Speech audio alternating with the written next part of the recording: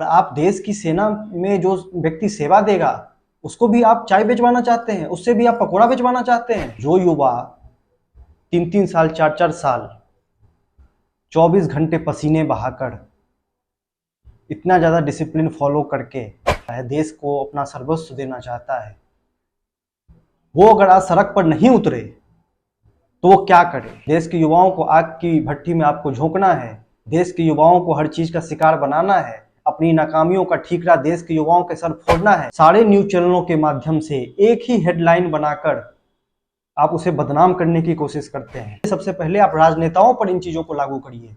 भारत सरकार इस देश के युवाओं के लिए अग्निपथ नाम की एक स्कीम लेकर आई है, जिसके तहत अब सेना के अंदर युवा सिर्फ 4 साल की अपनी सेवा दे सकते हैं और 22 साल की उम्र में सेना से रिटायर हो जाएंगे।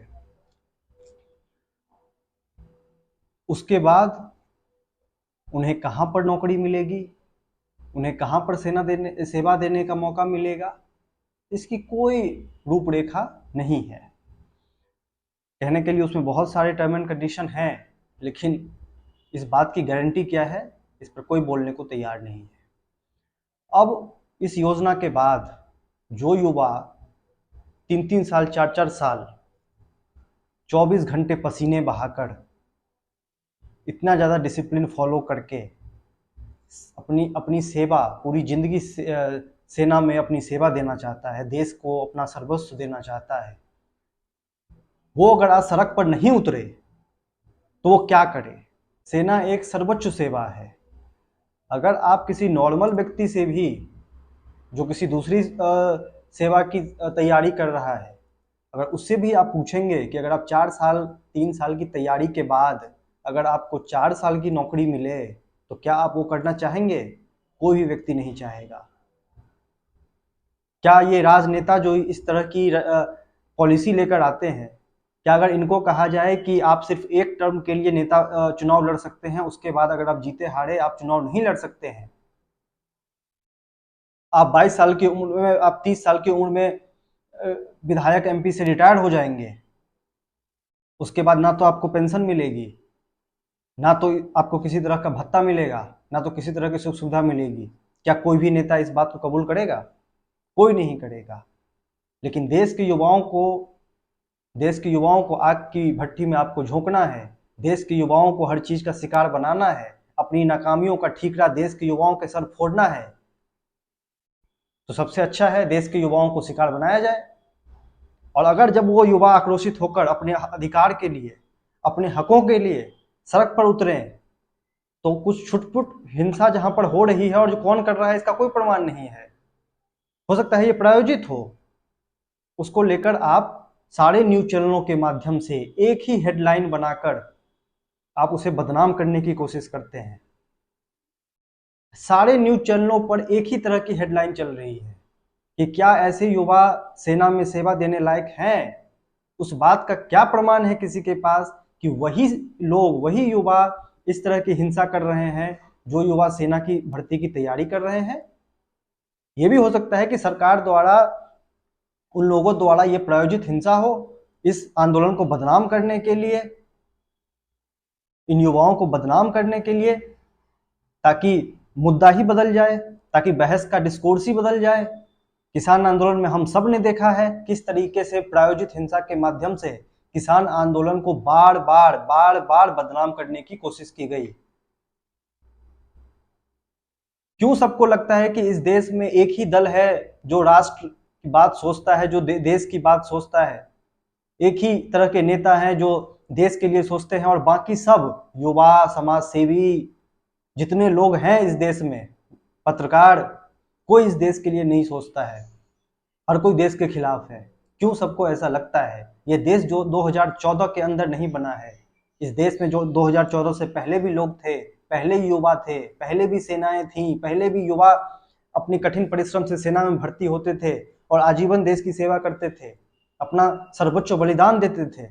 आज उन युवाओं को आप ये कह रहे हैं कि 4 साल की नौकरी के बाद आपका भविष्य अंधकारमय हो जाएगा, उससे हमें कोई फर्क नहीं पड़ता। क्या देश की सेना को इतने हल्के में लिया जाना चाहिए देश की सेना की सेवा को? क्या कोई भी युवा लड़ रहा होगा, उसे ये पता होगा कि 4 साल के बाद मैं क्या करूंगा इसका कोई गारंटी नहीं है, मेरी भविष्य किधर जाएगी इसकी कोई गारंटी नहीं है। क्या वो अपना सर्वोच्च बलिदान वहां पर दे पाएगा? क्या वो उसी कमिटमेंट के साथ बॉर्डर पर लड़ पाएगा? उसे तो अपने भविष्य की चिंता हो रही होगी। और इस योजना के बाद मुझे लगता है कि कौन सा युवा इस सेना की भर्ती में आना चाहेगा? 3 साल की कठिन परिश्रम के बाद अगर कोई युवा 4 साल की नौकरी उसे मिलती है और उसे इस बात की कोई गारंटी नहीं है कि आप उसके बाद उसके भविष्य का क्या होगा, ये तो सरासर युवाओं के साथ मजाक है, देश की भावनाओं के साथ, सेनाओं के साथ मजाक है।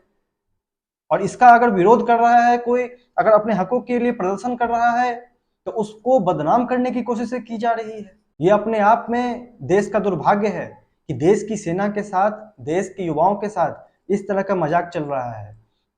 हम सब देख रहे हैं पूरे देश में डिग्री धारकों की भीड़ लगी हुई है, रोजगार कहीं नहीं है, डिग्री ले लेकर सब अपने घर में बैठे हुए हैं। कोई चाय की टपरी लगाने पे मजबूर है, कोई समोसा का दुकान खोलने पे मजबूर है।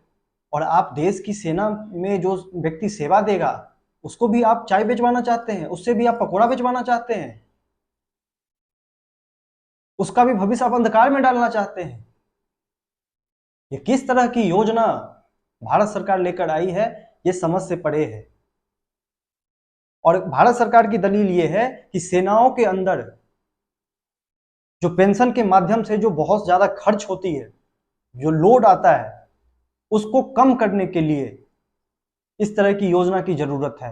तो मेरा सवाल यह है कि जो अपना सर्वोच्च बलिदान सेना में देता है उसकी पेंशन आप कम करना चाहते हो, लेकिन जो नेता आजीवन वेतन लेता है, लाखों रुपए वेतन लेता है, करोड़ों रुपए, जो आजीवन पेंशन लेता है, जो आजीवन बंगला मकान सब कुछ लेता है जब तक जिंदा रहता है, क्या उसका पेंशन, उसका वेतन कम नहीं करना चाहिए?